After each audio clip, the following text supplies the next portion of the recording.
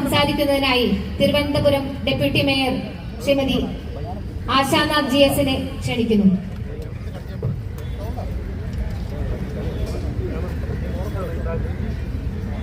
ഈ പരിപാടിയുടെ അധ്യക്ഷയും മഹിളാ മോർച്ചയുടെ BJPയുടെ സംസ്ഥാന സെക്രട്ടറിയുമായ ശ്രീമതി അഞ്ജന MP അവർ, പരിപാടി ഉദ്ഘാടനം ചെയ്ത നമ്മുടെ എല്ലാവരുടെയും പ്രിയപ്പെട്ട സംസ്ഥാന അധ്യക്ഷൻ ശ്രീ രാജീവ് ചന്ദ്രശേഖർജി, അതുപോലെ ഇവിടെ സ്വാഗതം ആശംസിച്ച മഹിളാ മോർച്ചയുടെ സംസ്ഥാന ജനറൽ സെക്രട്ടറി, തിരുവനന്തപുരം നഗരസഭയുടെ നെടുങ്കാട് വാർഡിന്റെ കൗൺസിലറും കൂടിയായിട്ടുള്ള ശ്രീമതി ബീന RC,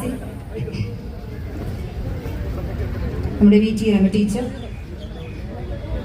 അതുപോലെ മഹിളാ മോർച്ചയുടെ പ്രിയപ്പെട്ട നേതാവും അതുപോലെ മരാമത്ത് സ്റ്റാൻഡിംഗ് കമ്മിറ്റി ചെയർപേഴ്സണും കൂടിയായിട്ടുള്ള ശ്രീമതി മഞ്ജു GS, മറ്റു വേദിയിലിരിക്കുന്ന മഹിളാ മോർച്ചയുടെ പ്രിയപ്പെട്ട നേതാക്കളെ എല്ലാവർക്കും വിനീതമായ നമസ്കാരം. ഒരുപാട് സന്തോഷത്തോടു കൂടിയാണ് ഞാൻ ഈ വേദി ഒരു ഭാഗമായി നിൽക്കുന്നത്. കാരണം നമ്മൾ ആരും ഇന്നിവിടെ വന്നത് ഒരു ദാനം വാങ്ങാനും ഒന്നുമല്ല, നമുക്ക് അർഹതപ്പെട്ട അവകാശം നേടിയെടുക്കുന്നതിന് വേണ്ടിയിട്ടാണ് നാം ഓരോരുത്തരും ഇന്നിവിടെ സമരവുമായിട്ട് മുന്നോട്ട് വന്നിരിക്കുന്നത്. സമരം ചെയ്യുന്നതിനെ കുറിച്ച് നമ്മളോട് ആരും ഒന്നും പറഞ്ഞു തരേണ്ട ആവശ്യമില്ല.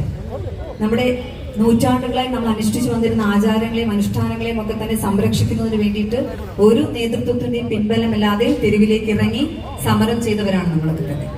അതുകൊണ്ട് നമ്മൾ സമരത്തെ കുറിച്ചും നമ്മളോട് പറയേണ്ട ആവശ്യമില്ല. എന്തായാലും നമുക്കറിയാം, ഈ വനിതാ സംവരണ ബില്ല് വന്നപ്പോൾ ഞാനടക്കം ഇവിടെ ഇരിക്കുന്ന ഓരോരുത്തരും സന്തോഷിച്ചതാണ്. ഒരുപാട് സന്തോഷം തോന്നി നമുക്ക്. കാരണം നിയമനിർമ്മാണത്തിലൊക്കെ തന്നെ നമുക്കും അതിലുള്ള പങ്കെടുക്കാൻ സാധിക്കുമല്ലോ എന്നൊരു സന്തോഷം ഉണ്ടായിരുന്നു. നാരിശക്തി വന്ദൻ അധിനയം എന്നൊരു പദ്ധതി പാർലമെന്റിൽ അമെന്റ്മെന്റോടുകൂടി പ്രഖ്യാപിച്ചപ്പോൾ നമ്മൾ വിചാരിച്ചു, കാരണം എന്തായാലും നമ്മുടെ ഡീലിമിറ്റേഷനൊക്കെ ശേഷം ഒരുപാട് വനിതകൾക്ക് പ്രാധാന്യം കിട്ടും. നിയമസഭയിലും ലോക്സഭയിലും ഒക്കെ തന്നെ ഇപ്പൊ നമുക്കറിയാം 140 കോടി ജനങ്ങളാണ് നമ്മുടെ രാജ്യത്തുള്ളത്. അതിൽ 70 കോടിയിലധികം വരുന്നത് സ്ത്രീ ജനങ്ങളാണ്.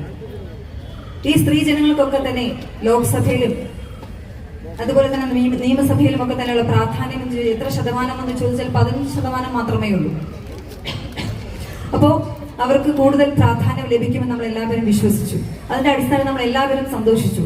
ഈ ഒരു പദ്ധതി പ്രഖ്യാപനവുമായി ബന്ധപ്പെട്ട് നമ്മൾ എല്ലാവരും ആഘോഷിച്ചു. സോഷ്യൽ മീഡിയയിലും ഒക്കെ തന്നെ നമ്മൾ ആഘോഷിച്ചു. പക്ഷെ പിന്നീട് നമ്മൾ കണ്ടത്, പിറ്റേ ദിവസം ഇന്ത്യ സഖ്യം, ഇവിടെ എല്ലാവരും സൂചിപ്പിച്ചു, ആമുഖ പ്രഭാഷണത്തിലും ഉദ്ഘാടന പ്രസംഗത്തിലും എല്ലാം തന്നെ സൂചിപ്പിച്ചു, ഇന്ത്യ സഖ്യം എല്ലാ കാര്യത്തിലും എതിർക്കുന്നത് പോലെ ഇതിനെ പൂർണ്ണമായി എതിർത്തു. കാരണം 10-40 വർഷമായിട്ട് വനിതാ സംവരണ ബിൽ വരണം എന്ന് പറഞ്ഞ് ജനങ്ങളെല്ലാം തന്നെ പറ്റിച്ചുകൊണ്ടിരുന്ന 2023 ആയപ്പോ നമുക്കറിയാം, മോദി സർക്കാർ ഇത് കൊണ്ടുവന്നപ്പോ ഇത് കൊണ്ടുവരേണ്ട സാഹചര്യം എന്താണ്? കാരണം ഒരു രാജ്യത്തിന്റെ പുരോഗതി അളക്കുന്നത് തന്നെ ആ രാജ്യത്തെ വനിതകൾ എത്രത്തോളം മുന്നോട്ട് പോയി എന്നതിന്റെ അടിസ്ഥാനത്തിലാണ്.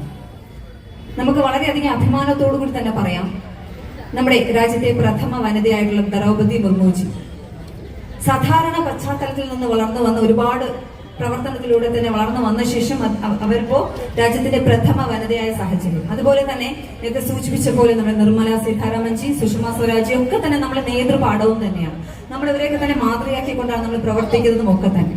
അപ്പൊ അതുകൊണ്ട് തീർച്ചയായിട്ടും, കാരണം ഇവർ മാത്രം പോരാല്ലോ, നമുക്ക് ഒരുപാട് നേതാക്കളും ഒക്കെ തന്നെ നമ്മുടെ നിയമസഭയിലും പാർലമെന്റിലും ഒക്കെ തന്നെ വരണമെന്ന ഉദ്ദേശത്തോടു കൂടി, കാരണം സ്ത്രീകൾക്ക് പ്രാധാന്യം, രാഷ്ട്രീയത്തിൽ സ്ത്രീകൾ ഒരുപാട് മുന്നിൽ വരണമെന്ന ഉദ്ദേശത്തോടു കൂടിയിട്ടാണ് നമ്മുടെ പ്രധാനമന്ത്രി ശ്രീമാൻ നരേന്ദ്രമോദിജി വിമൻ റിസർവേഷൻ ബിൽ അമെന്റ്മെന്റോടുകൂടി പാസ്സാക്കുവാനായിട്ട് പാർലമെന്റിൽ കൊണ്ടുവന്നു. അപ്പോ നേരത്തെ ഞാൻ സൂചിപ്പിച്ച ആർട്ടിക്കിൾ 370 ഒക്കെ തന്നെ എതിർത്തവർ, നമ്മുടെ ഓപ്പറേഷൻ സിന്ധൂറിനെ പോലും എതിർത്തവർ ഇതിനെയും എതിർത്തു. അപ്പോ കാരണം ഇത് ഒരിക്കലും സ്ത്രീകൾ മുന്നോട്ട് വരരുത് എന്ന് ആഗ്രഹിച്ചുകൊണ്ട് തന്നെയാണ്. പുരുഷാധിപത്യം രാഷ്ട്രീയത്തിൽ അങ്ങനെ തന്നെ നിന്നാൽ മതി, പുരുഷന്മാരുടെ മുകളിലേക്ക് സ്ത്രീകൾ പോകണ്ട, അവർക്കൊരു 1-2 ആളുകളുണ്ട്, അതിൽ കൂടുതൽ മുകളിലോട്ട് പോകണ്ട. ഒന്നുകിൽ പ്രിയങ്ക ഗാന്ധിയെ കുറിച്ച് നമുക്ക് വ്യക്തമായിട്ട് അറിയാം. അവിടെ നിന്ന് ജയിക്കാത്തത് കൊണ്ട് നമ്മുടെ തിരുവനന്തപുരം, കേരളത്തിലെ വയനാട്ടിൽ നിന്ന് ജയിച്ച ശേഷം അവർ പറഞ്ഞത്, സ്ത്രീകൾക്ക് വേണ്ടി ശബ്ദിക്കാൻ നിങ്ങൾക്ക് വേണ്ടി ഞാൻ ഉണ്ടാകുമെന്നാണ് അവർ സൂചിപ്പിച്ചത്. പക്ഷേ പാർലമെന്റിൽ ഈ ഒരു നിയമം വന്നപ്പോൾ ഏറ്റവും ആദ്യം എതിർത്ത് സംസാരിച്ചത് പ്രിയങ്ക ഗാന്ധിയായിരുന്നു. അതുപോലെ കനിമൊഴി, ഇവരെ പോലുള്ളവർ മാത്രം മതി എന്നാണ് അവർ ചിന്തിക്കുന്നത്. ബാക്കി ആരും വരണ്ട, കാരണം ഞാൻ കഴിഞ്ഞാൽ പ്രളയം, വേറെ ആരും രാഷ്ട്രീയത്തിലോട്ട് വരണ്ട എന്നാണ് ചിന്തിക്കുന്നത്. അപ്പോൾ അതിന്റെ അടിസ്ഥാനത്തിൽ ഈ ബില്ലിനെ പൂർണ്ണമായി എതിർക്കുന്ന ഒരു സാഹചര്യം ഉണ്ടായി.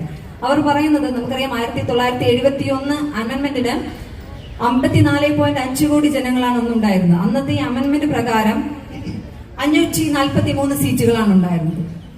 അതിനുശേഷം ഇപ്പൊ 2026 ആയപ്പോ ഈ 54 കോടിയിൽ നിന്നും 3 ഇരട്ടിയായി വർദ്ധിച്ച് ഇപ്പൊ ഈ ഒരു സെൻസസും കൂടെ കഴിയുമ്പോൾ 180 കോടിയിലധികം ജനങ്ങളാണ് ഇവിടെ ഉണ്ടാവാൻ പോകുന്നത്. അപ്പോഴും അവർ പറയുന്നത് 54 കോടി ജനങ്ങൾ ഉണ്ടായിരുന്നപ്പോൾ ഉണ്ടായ അതേ സീറ്റ് തന്നെയാണ് ഇപ്പോൾ 3 ഇരട്ടി വർദ്ധിച്ച് 180 കോടി ജനങ്ങൾ ഉള്ളപ്പോൾ മതി എന്നാണ് അവർ സൂചിപ്പിക്കുന്നത്. അപ്പോൾ ഇത് തികച്ചും അനീതിയാണെന്നുള്ളത് യാതൊരു സംശയവുമില്ല. കാരണം സ്ത്രീകൾ ഒരിക്കലും മുന്നോട്ട് വരരുത് എന്ന ഉദ്ദേശത്തോടു തന്നെയാണ് ഇങ്ങനെയൊക്കെ കാട്ടിക്കൂട്ടുന്നത്. നമ്മളിന്ന് തിരുവനന്തപുരം നഗരസഭയിൽ ഇതുമായി ബന്ധപ്പെട്ട് ഒരു പ്രമേയം അവതരിപ്പിച്ചു. ഇപ്പൊ ഞാനും ബീന ചേച്ചി, മഞ്ജു ചേച്ചിയും അതുപോലെ തന്നെ നമ്മുടെ തിരുവനന്തപുരത്തെ കൗൺസിലേഴ്സും ഒക്കെ തന്നെ ഉണ്ടായിരുന്നു.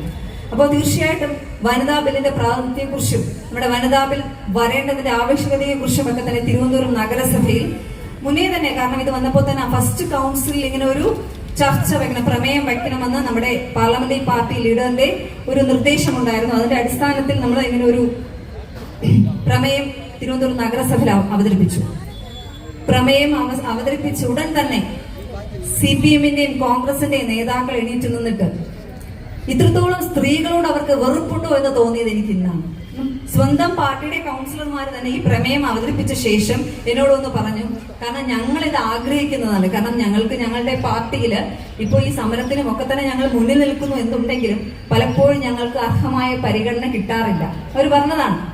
പുതുതായിട്ട് വന്ന കൗൺസിലർമാരാണ് സൂചിപ്പിച്ചത് മറ്റു പാർട്ടിയിൽ. അവർ പറഞ്ഞു, കാരണം ഞങ്ങളിത് ഒരുപാട് വർഷങ്ങളായിട്ട് ആഗ്രഹിച്ചതാണ്. കാരണം ഒരുപാട് അവരുടെ അമ്മമാരും ഒക്കെ തന്നെ രാഷ്ട്രീയത്തിൽ പ്രവർത്തിച്ചിട്ടുണ്ട്. പക്ഷെ അവർക്ക് അർഹമായ പരിഗണന കിട്ടിയിട്ടില്ല. ഈ ഒരു ബില്ല് വന്നാൽ ഉറപ്പായിട്ടും ഞങ്ങളെ പോലെയുള്ള ആളുകൾക്കും അല്ലെങ്കിൽ ജനപ്രതിനിധികൾക്കും ഒക്കെ തന്നെ പരിഗണന കിട്ടുമെന്ന് നമുക്ക് ഉറപ്പുണ്ട്. പക്ഷെ നമുക്ക് നിങ്ങൾ പറഞ്ഞത് നമുക്ക് എതിർത്ത് നിൽക്കാനേ സാഹചര്യമുള്ളൂ. കാരണം ഞങ്ങളുടെ പാർട്ടിയുടെ നിർദ്ദേശമാണ് ഇത് എതിർക്കുക എന്നുള്ളത്. പാവം, പക്ഷെ ഈ കൗൺസിലർമാർക്ക് അറിയില്ല അവരെ തഴയപ്പെടുകയാണ്. കാരണം അവർ ഒരിക്കലും മുന്നോട്ട് വരരുത് എന്ന് ആഗ്രഹിച്ചാണ് അവരുടെ പാർട്ടിയിലെ നേതാക്കന്മാർ അവരോട് ഈ സമരത്തിനുമൊക്കെ തന്നെ ഇറങ്ങാൻ പറയുന്നത് എന്ന് അവർക്ക് അറിയില്ല. എനിക്ക് ഒരു അനുഭവം ഉണ്ടാകാൻ ഞാൻ സൂചിപ്പിക്കാം. അനുഭവമല്ല, ഞാൻ ഒരുപക്ഷെ അറിയാമായിരിക്കും, ഞാനൊരു ബൈ ഇലക്ഷനിലൂടെയാണ് ഞാൻ വരുന്നത്.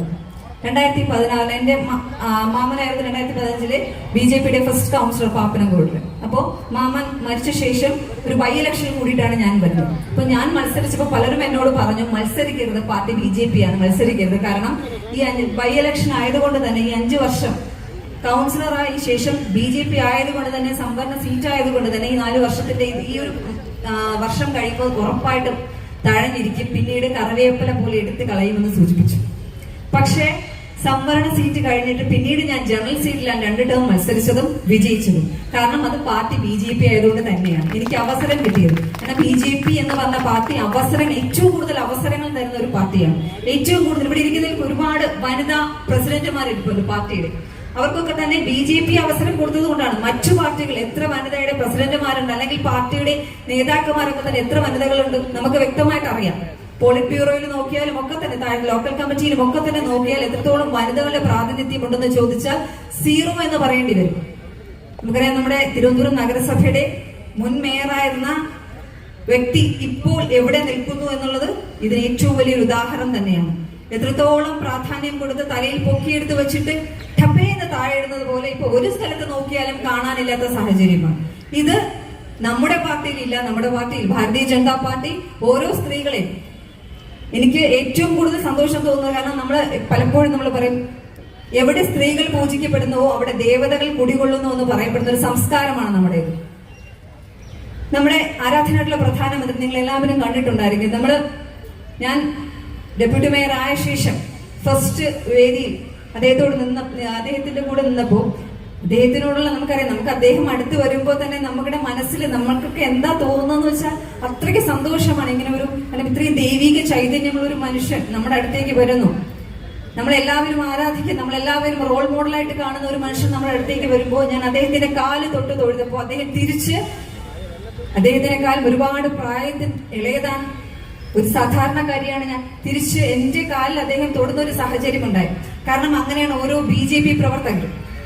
അവരെല്ലാവരും സ്ത്രീകളെ അത്രത്തോളം ബഹുമാനത്തോടു കൂടി സ്ത്രീകൾക്ക് അവസരം കൊടുക്കണമെന്ന് കണ്ട് ഇരിക്കുന്നവരാണ് ഓരോ പ്രവർത്തകരും. അത്തരത്തിലൊരു പ്രസ്ഥാനത്തിൽ പ്രവർത്തിക്കുവാൻ അവസരം കിട്ടി നമ്മൾ എല്ലാവരും ഭാഗ്യവതികൾ തന്നെയാണ്. നമുക്ക് എല്ലാവർക്കും അവസരങ്ങളുണ്ട്. പണ്ട് ഞാൻ പലരും പറഞ്ഞു കേട്ടിട്ടുണ്ട്, പണ്ടൊക്കെ തന്നെ ഇലക്ഷന് പ്രവർത്തിക്കാൻ ഒരു വനിതയെ പോലും കിട്ടാത്ത സാഹചര്യം ഉണ്ടായിരുന്നു എന്നുള്ളത്.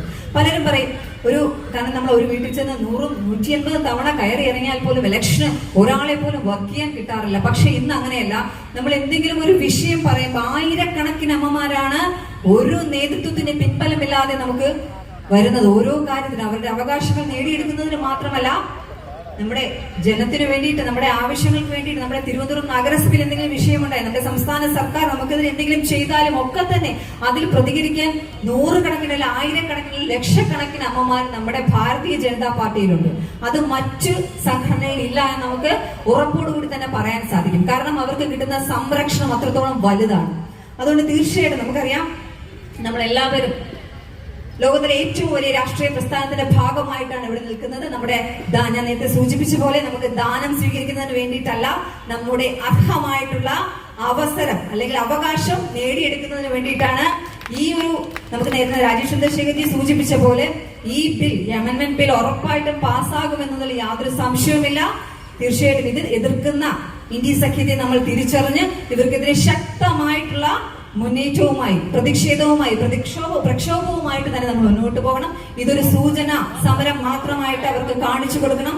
ഇനിയും അവർ എതിർക്കാനാണ് ഉദ്ദേശമെങ്കിൽ ശക്തമായ സമര പരിപാടികളുമായി തന്നെ നമ്മൾ മുന്നോട്ട് പോകണമെന്ന് നാം ഓരോരുത്തരും പ്രതിജ്ഞ എടുത്തുകൊണ്ട് മുന്നോട്ട് പോകണമെന്ന് മാത്രം സൂചിപ്പിച്ചുകൊണ്ട് ഈ ഒരു പരിപാടിയിൽ പങ്കെടുത്ത എല്ലാവരെയും ഒരിക്കൽ കൂടി ഹൃദയത്തിന്റെ ഭാഷയിൽ നന്ദി രേഖപ്പെടുത്തിക്കൊണ്ട് നിർത്തുന്നു. നന്ദി, നമസ്കാരം.